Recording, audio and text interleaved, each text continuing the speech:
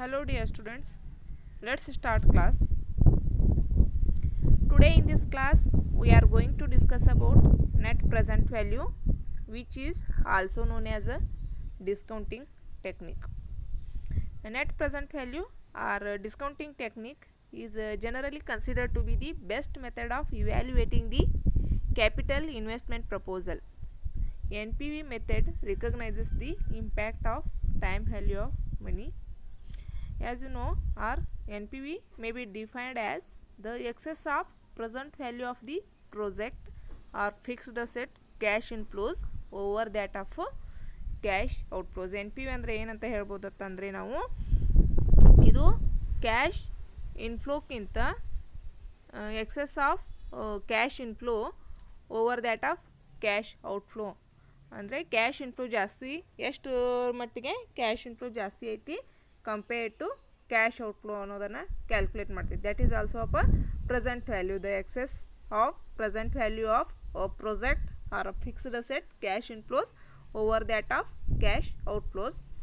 In this method cash inflows and cash outflows associated with each project are worked out first. The present value of these cash inflows and cash outflows are then calculated at the rate of return acceptable to the manager. ಈ ಮೆಥಡಲ್ಲಿ ಏನು ಮಾಡ್ತಾರೆ, ಮೊದಲು cash inflows ಎಷ್ಟಾಗುತ್ತೆ, ಆಮೇಲೆ cash ಔಟ್ಫ್ಲೋಸ್ ಎಷ್ಟಾಗುತ್ತೆ ಪ್ರತಿಯೊಂದು project ಅನ್ನೋದನ್ನು calculate ಮಾಡ್ಕೋತಾರೆ.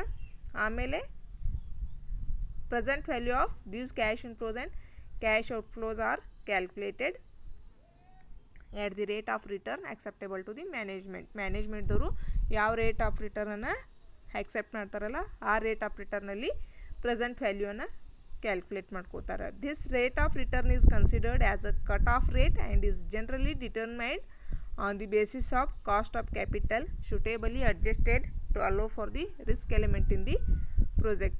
ಈ ರೇಟ್ ಆಫ್ ರಿಟರ್ನ್ ಅಂತ ಏನು ಹೇಳ್ತೀವಲ್ಲ ಅದಕ್ಕೆ ನಾವು ಕಟ್ ಆಫ್ ರೇಟ್ ಅಂತಲೂ ಕರಿತೀವಿ. And it is generally determined on the basis of cost of capital base ಮೇಲೆ ಇದನ್ನು ನಾವು ಕ್ಯಾಲ್ಕುಲೇಟ್ ಮಾಡ್ಕೋತೀವಿ ಅಥವಾ ಕನ್ಸಿಡರ್ ಮಾಡ್ತೀವಿ. And that is suitably adjusted to allow for the risk element involved in the ಪ್ರಾಜೆಕ್ಟಲ್ಲಿ risk element ಎಷ್ಟಿದೆ ಅದನ್ನು ನೋಡಿಕೊಂಡು ನಾವು ಈ ರೇಟ್ ಆಫ್ ರಿಟರ್ನನ್ನು ಕನ್ಸಿಡರ್ ಮಾಡ್ತೀವಿ. Then merits of this NPV method is it recognizes the time value of money and considers all cash inflows over the economic life of the project or the asset.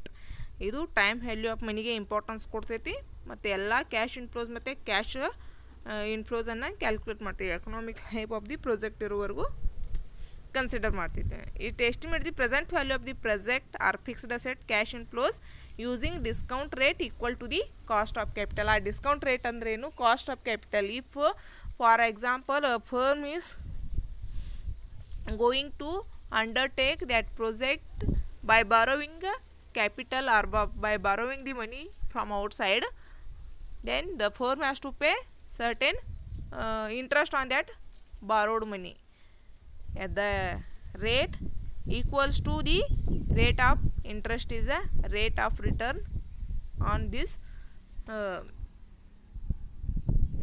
rate of return to be used for calculating this present value. It is relatively reliable method of project evaluation. ಪ್ರಾಜೆಕ್ಟನ್ನು evaluate ಮಾಡಲಿಕ್ಕೆ ಒಂದು ಉಪಯುಕ್ತವಾದಂತಹ method ಅಂತ ನಾವು ಹೇಳ್ಬೋದು.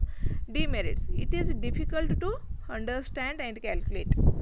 ಇದು ತುಂಬ ಕಠಿಣ ಇದೆ ಅರ್ಥ ಮಾಡ್ಕೊಳ್ಳಿಕ್ಕೆ ಮತ್ತು ಕ್ಯಾಲ್ಕುಲೇಟ್ ಮಾಡಲಿಕ್ಕೆ. It does not considers the life of the project or asset and it is biased towards the short term ಪ್ರಾಜೆಕ್ಟ್ಸ್ಗೆ ಜಾಸ್ತಿ ಇಂಪಾರ್ಟೆನ್ಸನ್ನು ಕೊಡ್ತೈತಿ. ಅಂದರೆ ಶಾರ್ಟ್ ಟರ್ಮ್ ಪ್ರಾಜೆಕ್ಟ್ಸ್ ಇದ್ದಾಗ NPV ಏನಾಗ್ತೈತಿ ಜಾಸ್ತಿ ಬರ್ತೈತಿ ಅಂತ ನಾವು ಇಲ್ಲಿ ಹೇಳ್ಬೋದು.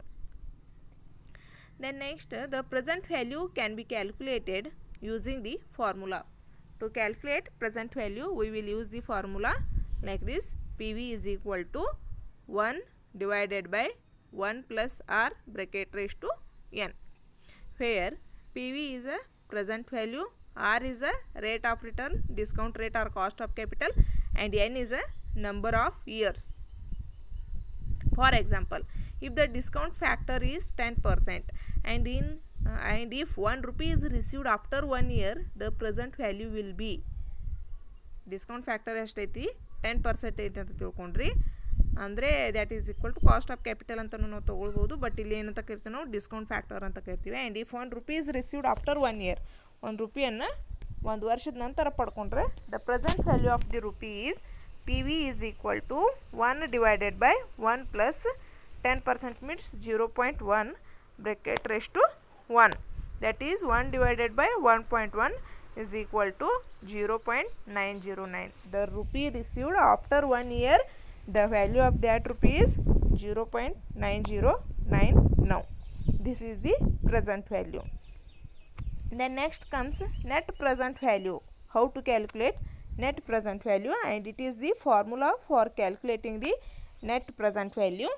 NPV is equal to C1 divided by 1 plus R raised to 1, R bracket raised to 1 plus C2 divided by 1 plus R bracket raised to 2 plus C3 divided by 1 plus R bracket raised to 3 plus so on Cn divided by 1 plus R raised to n bracket complete minus I ಅಂತ ಹೇಳ್ಬೋದು.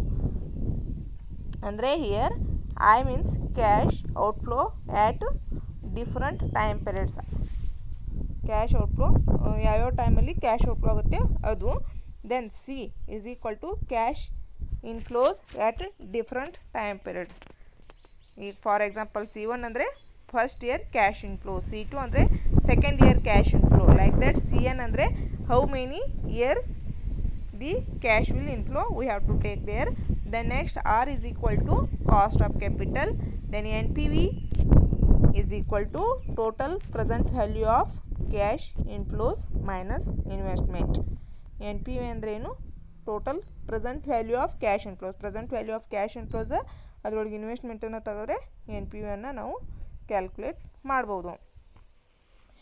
NPV is used as an accept or reject criteria as follows symbolically. ಸಿಂಬಾಲಿಕ್ಕಾಗಿ NPVಯನ್ನು ಆ ಪ್ರಾಜೆಕ್ಟನ್ನು accept ಮಾಡಬೇಕಾ reject ಮಾಡಬೇಕಾ on the basis of NPV ಆದರೆ there are certain criteria. See those criteria. If NPV calculated using that formula, if NPV is more than 0, accept the project, and if NPV is less than 0, reject the project, and if NPV is equal to 0, may accept or reject the project. It is left to the management. If NPV is equal to 0, the management may accept the project or reject the project. This is all about theory part of NPV, and you may refer Financial Management by I.M. Pandey, Financial Management by Khan and Jain, Financial Management by R.M. Patil and G.B. Badigar, which are as per your syllabus. You may refer this book for your reference and more problems. Thank you for watching the video.